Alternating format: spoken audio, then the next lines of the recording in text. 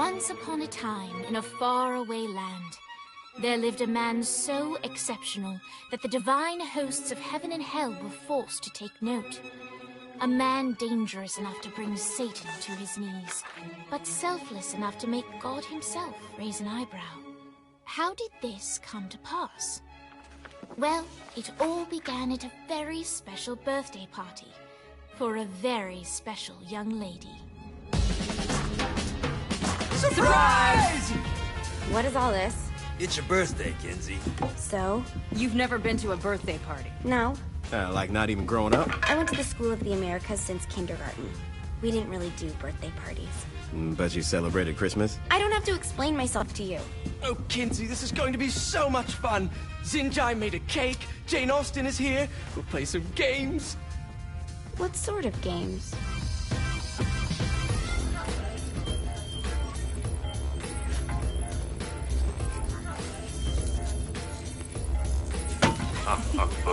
So you celebrate birthdays by trafficking with spirits? It's spooky and fun. It's a bunch of letters. It's tradition.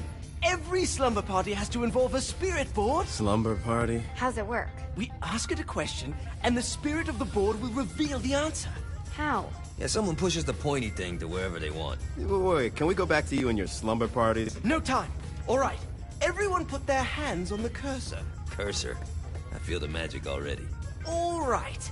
Will the President/God Emperor for life ever choose a partner to reign alongside them? No.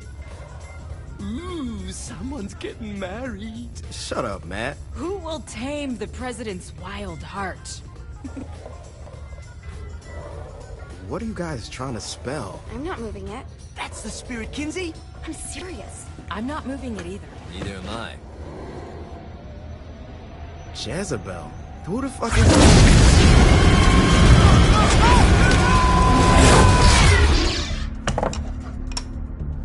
Is that not normal? Where'd you get the board? I was going through Signac's artifact collection and found it there. Who did it belong to? Aleister Crowley? Christ. Guys? I think it's laughing at us. Fuck this. I think you're a smart enough piece of wood to see where this is going. Now, you ready to cooperate? That's more like it. You think we can trust it? It's not like we got a lot of options. So what's the plan? We mount up and go in after the boss? No, I do. No sense in what's left of humanity walking right into a death trap. Someone's gotta live to tell the story. That's a stupid plan, Johnny. I'm leaving you in charge. Hell of a plan, Johnny. Are you serious? I'm coming too. Are you kidding me? How do you plan to come back? I try not to sweat the details. You need someone with you that does. No. It's my birthday. Fine. Alright then. You know where my friend is?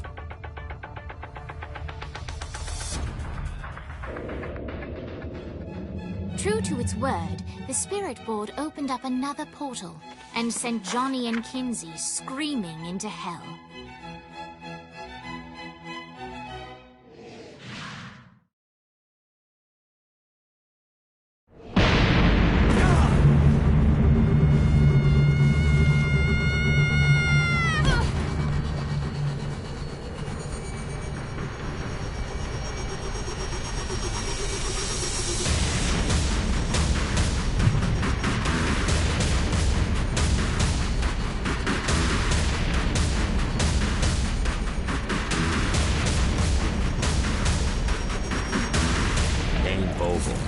Ultor's behind this, I know it. Ultor and the Saints haven't been enemies in years. You really think he's responsible? You don't know him like I do. The boss put him through a window for a reason. The reason was the boss was kind of fucking crazy back then. That's a fair point. Now how are we gonna find the Ultor building? Biggest building down here, giant Ultor sign on it. I don't think this is a problem. I'll buy that.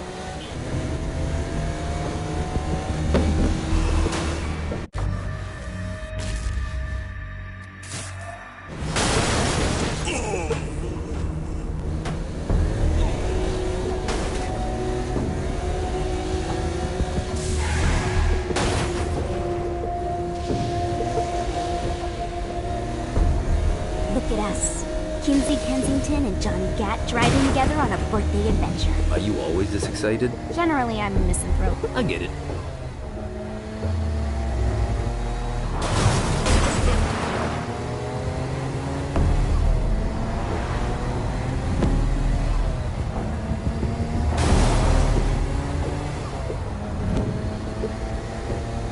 This is hell. Not as bad as I thought. It kind of reminds me of Steelport.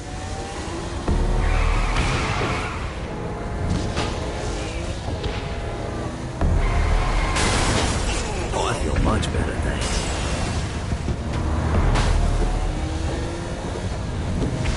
So what's the plan? Oh yeah.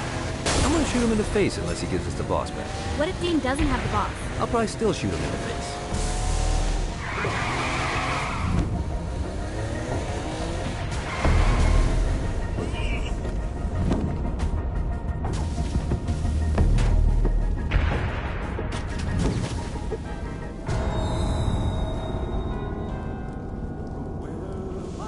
Welcome to hell. Shouldn't you have a receptionist? Such is the plight of eternal damnation. I have a feeling you didn't come here to catch up. Let's talk in my office.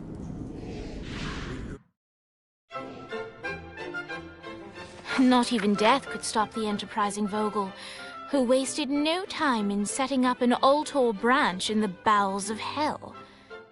Dane was eager to fill Johnny in on the ever-shifting politics of land rights in the underworld. But real estate mattered little to Johnny, who only cared where his friend was. Where'd you put the president? I've been trying to explain that. I didn't take them. Bullshit. You expect me to believe you just happened to be the first thing we see in hell? Maybe it's just me, but your thank you sounds more like an accusation. That's probably because he plans to kill you. Okay. I get the trust issues. Can I show you something? The pieces all came together. The president had caused more chaos and destruction than any other in human history. It was only natural that Satan would want them to marry his daughter. They needed a plan, and Johnny had one. I'm gonna shoot the devil in the face. I think you might be skipping some details. No, I said in the face. I like the commitment, but you gotta find a way to get close enough to him in the first place. When's the wedding? I'll just show up And then you'll shoot him in the face. Sorry, but it's a little more complicated than that. These things are tied to the soul. You won't be able to enter without one. So how do we get one? You get his attention. I know some places that are of particular value to the father of the bride. You hit those, you'll get your shot. Wait, why would Satan give out an invitation for destroying his stuff? Oh, he won't, but it should piss him off enough to get him to attack Johnny personally. Either the devil kills Gat and Ultor gets the construction contracts to rebuild what was destroyed, or Johnny kills Satan and I'll have to pay less taxes. It's pretty win-win. That's why you're helping us? To make more money in hell? Hell's what you make of it, sweetie. Works for me. What you got? All right. Satan had entrusted the day-to-day running of hell to 5 archdukes, and Dane knew how to find them all. But beyond that, not everyone in hell was content to go along with Satan's status quo. There were others who shared Dane's ambition for power, and the Ultor mogul knew that the key to unseating Satan lay in gaining their aid.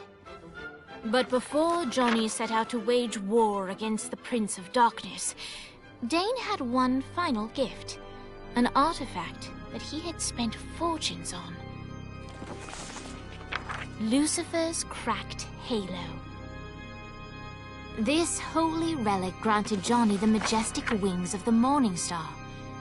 However, he still needed help in learning how to use them.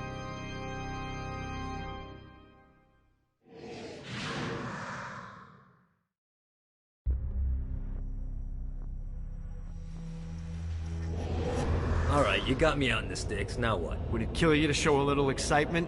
You're about to experience angelic flight, for Christ's sake. Dane. Someone needs a nap. Just collect some soul clusters and power up the halo. You'll be flying around in no time. Great. Now you should have just enough clusters to power up your halo.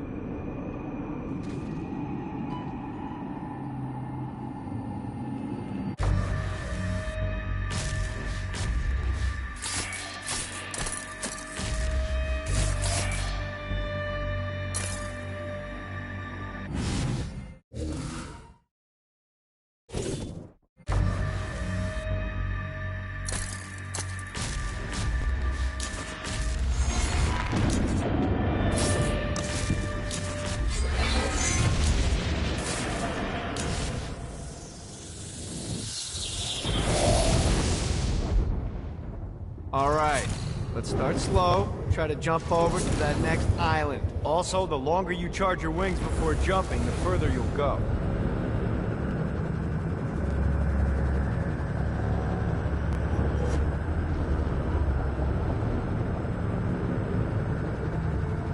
This is bad timing.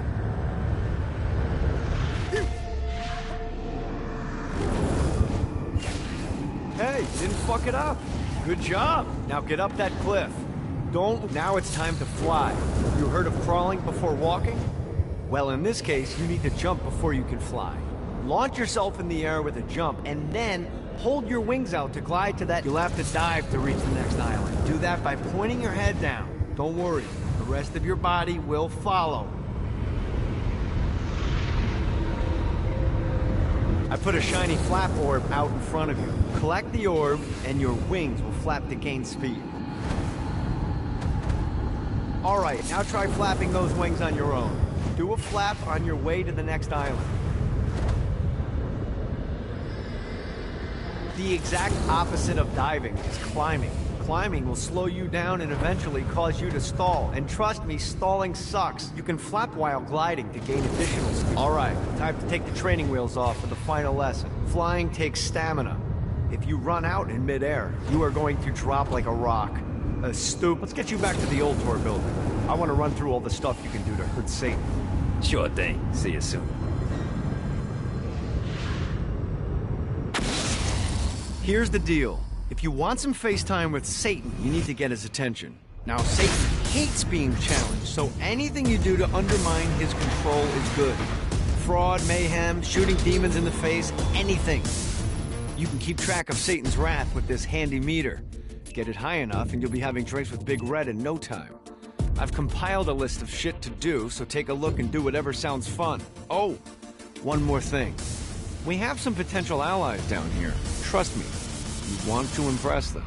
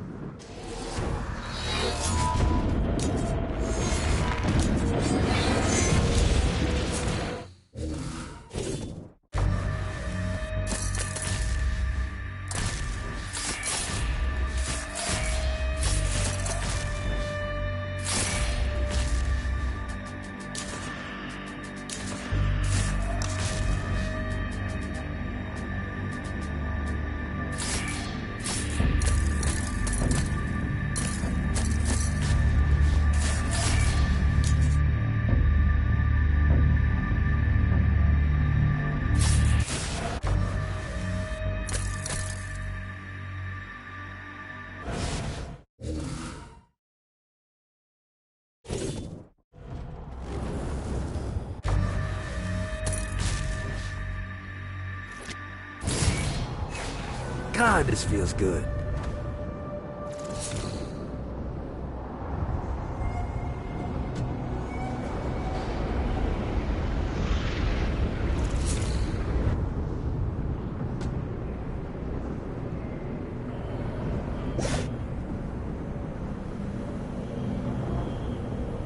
Damn it.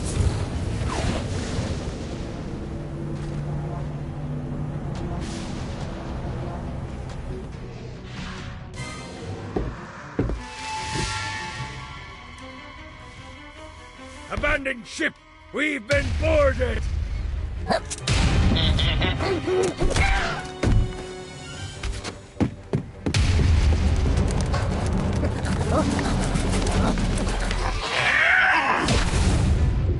these damn things off my ship!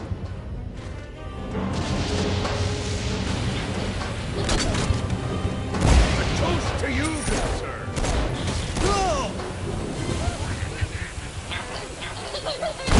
Bitch.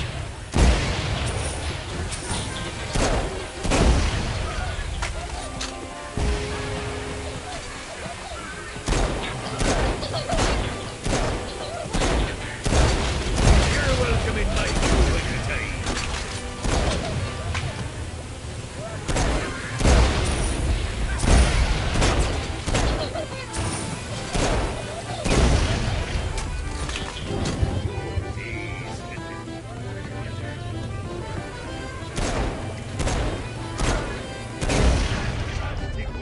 I got a bit of treasure in that chest over there. The weapon you find inside may help with our little imp problem. Ooh.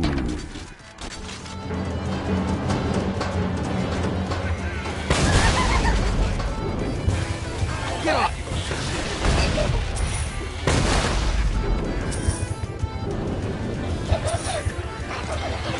The run.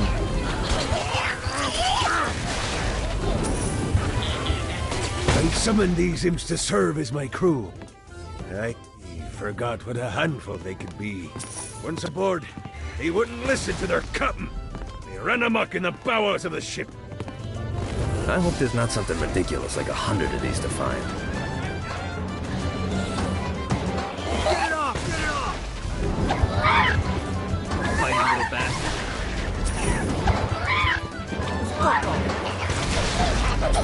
Fighting little bastard.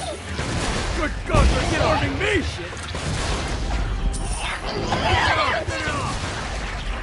Fighting little bastard. Hey, it's okay to drop the pirate voice. What pirate voice would that be? Wow.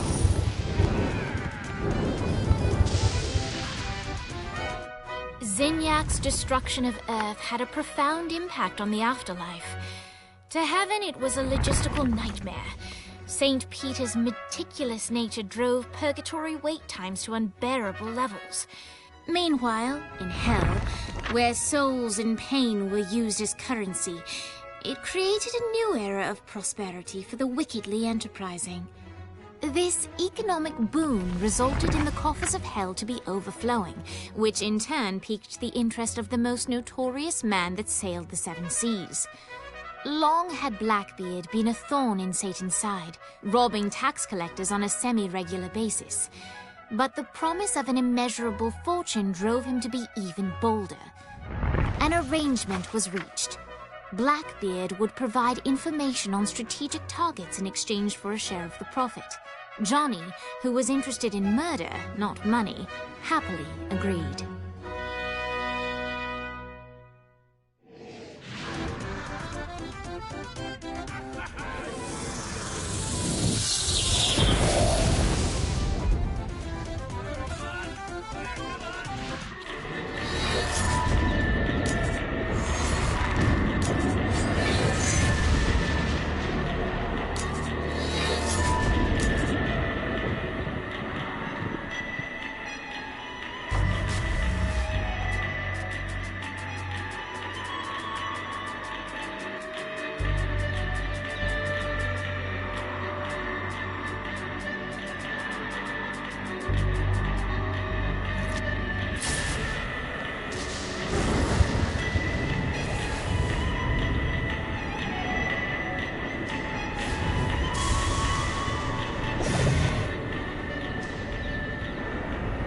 One more. I raided a Centerpol office and found information on where the president is being kept. Evidently, they've been trapped in some sort of soul crystal inside Satan's palace. Breaking in is an impossibility. Your best bet to save them is to continue to try to draw Satan out of his palace.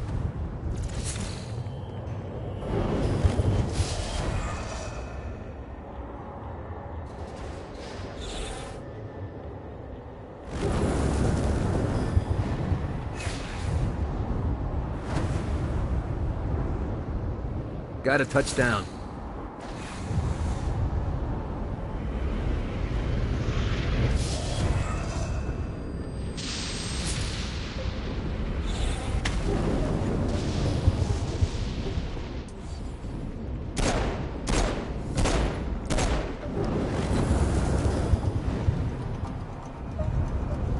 Yeah!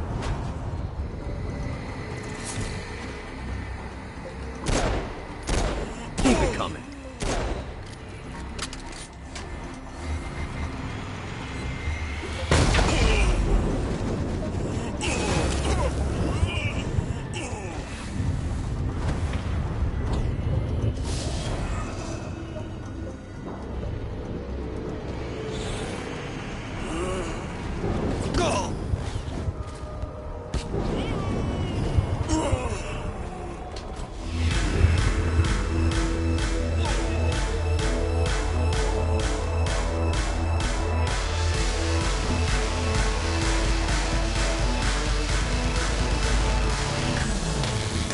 Lights up. William Shakespeare, humanity's greatest playwright, and hell's most diabolical purveyor of entertainment, looks on as a brave mortal on an Orphean quest enters.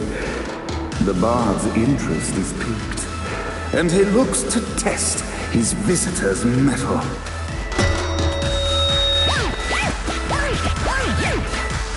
The masked tragedies were used to enemies cowering as they approached. But soon they realized that they faced a foe with courage and ability, traits uncommon in the fires of perdition.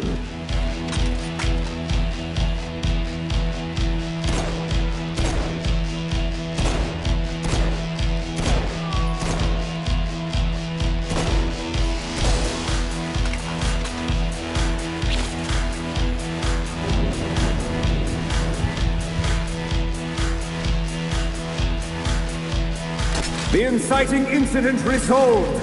The time had come for rising action. The battle raged on below, and as bullets and blood flew, the bard arched a curious eyebrow. Could this mortal be the exact thing that Shakespeare needed? Let me teach you this battle's far from over. Arise. And now, Act 3!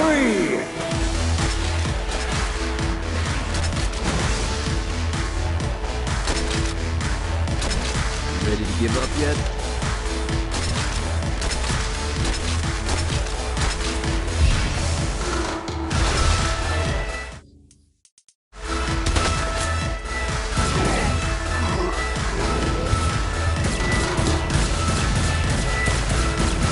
The conflict resolved.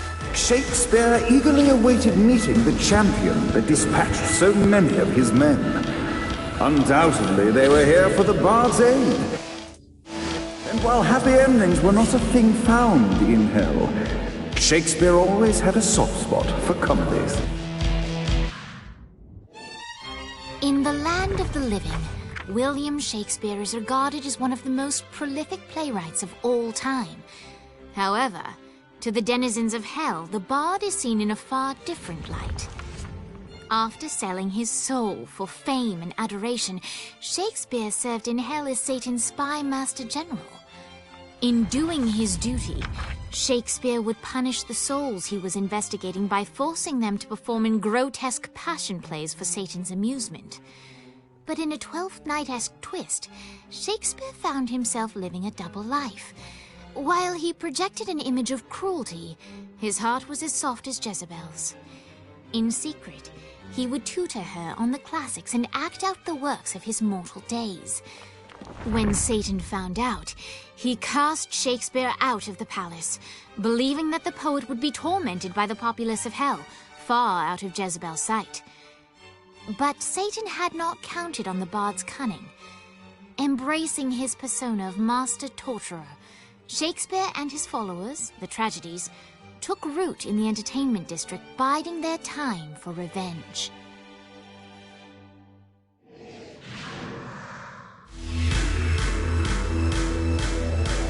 And so Shakespeare called forth the Deus Ex Machina to bestow our protagonist with the arcane power of Force Stop.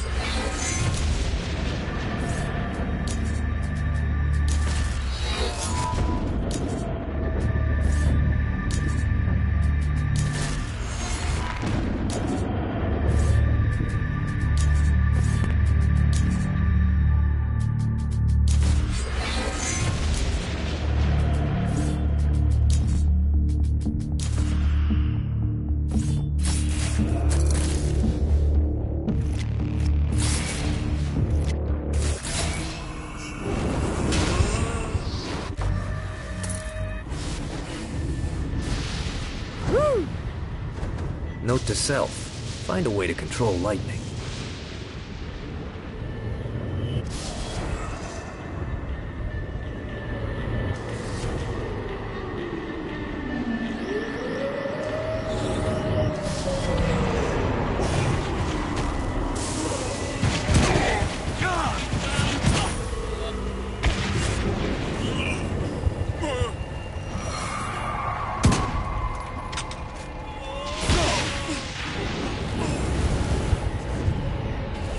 God, this feels good.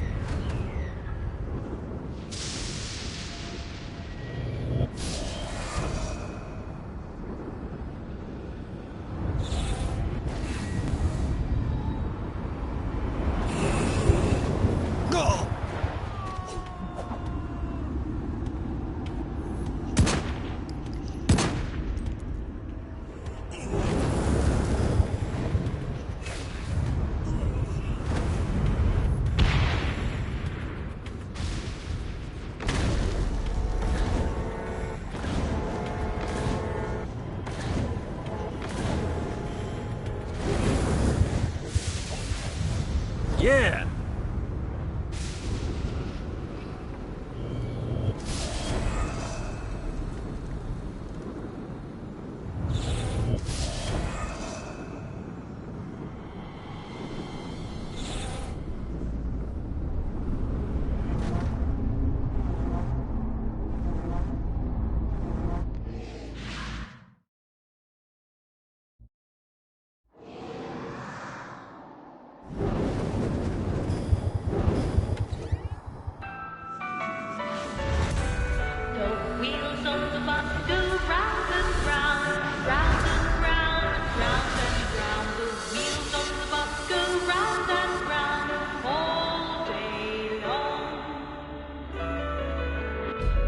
The horn on the bus goes beep, beep, beep, beep, beep, beep, beep, beep, beep.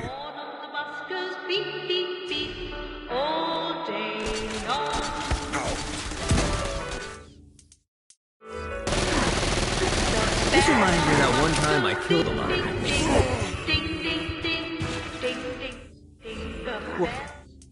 They wanted to torture you, why'd they use the short version of the song? This is the short version? Oh yeah.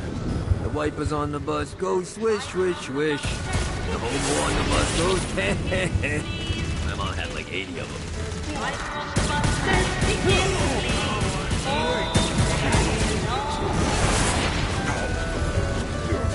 Damn it. The babies on the bus say wow, wow, wow, wow, wow, wow, wow, wow. The babies on the bus say wow, wow, wow.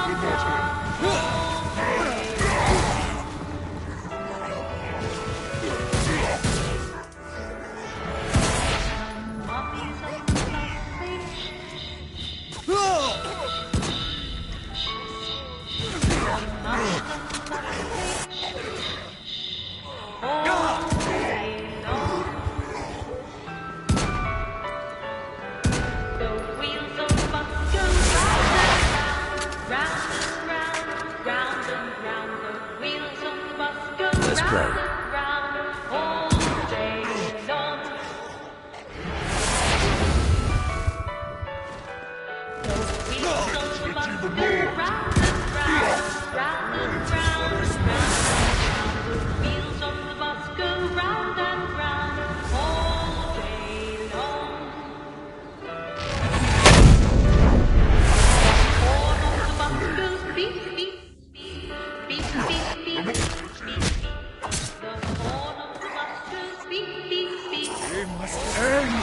This infernal music! Come, let us return to my castle, so we may plot our next steps in proper surrounds.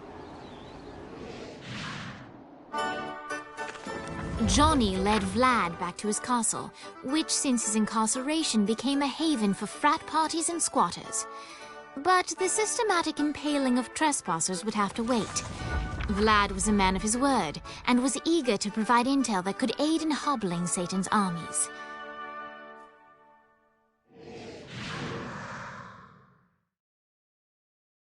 I bestow upon you the Stygian cold fire.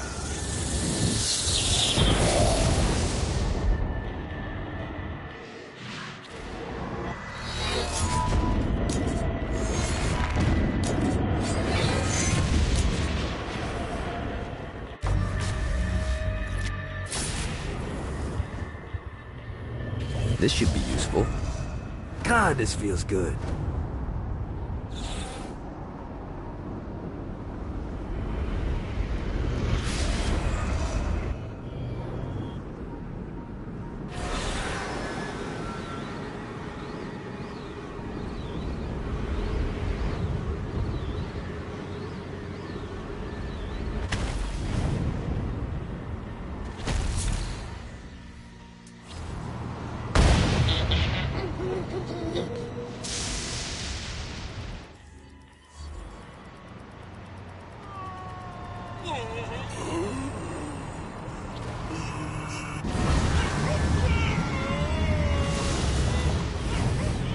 One more for the collection.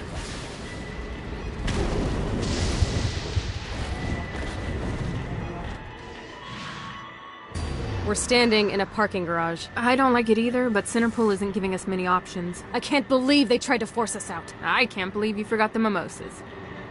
I think we have bigger problems. I don't think you realize how much I love mimosas. I can't help but notice that people are trying to kill you. Yeah, they're really big on that here. What did you do? Is now really a good time? We can wait until we're done shooting people. Well, I'm great at multitasking. Remember when we offered you a deal on that airplane and you responded by killing everyone? Yeah. It's like that, but worse.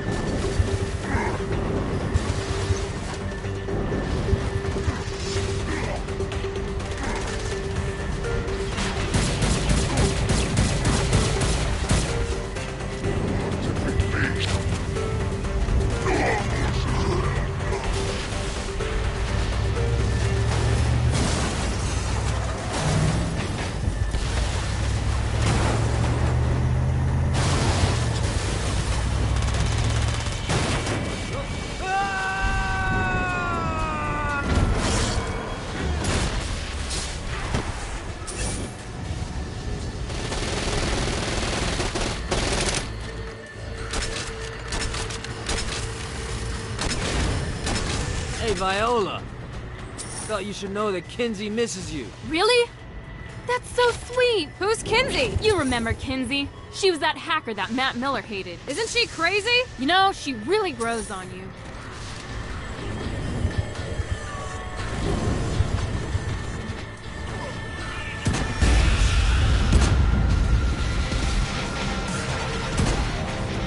I'll fuck your world up.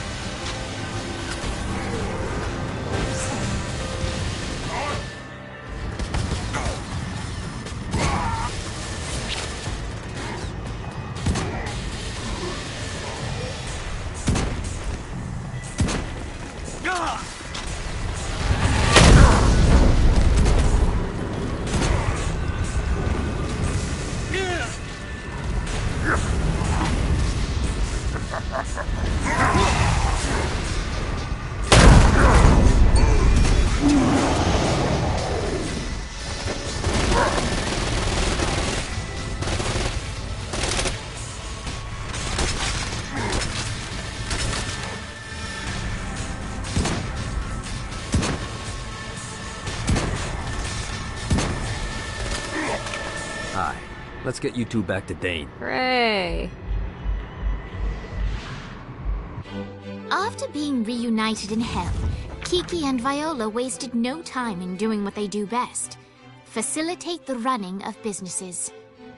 However, the De Winter sisters' success did not sit well with other would-be power players in hell. The sisters' operations all came under attack at once, forcing them on the run.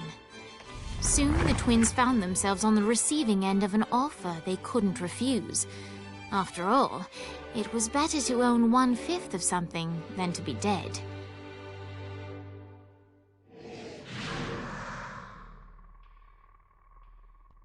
You helped us, now let us help you. Here's a little something made popular by another group of sisters, the Gorgons.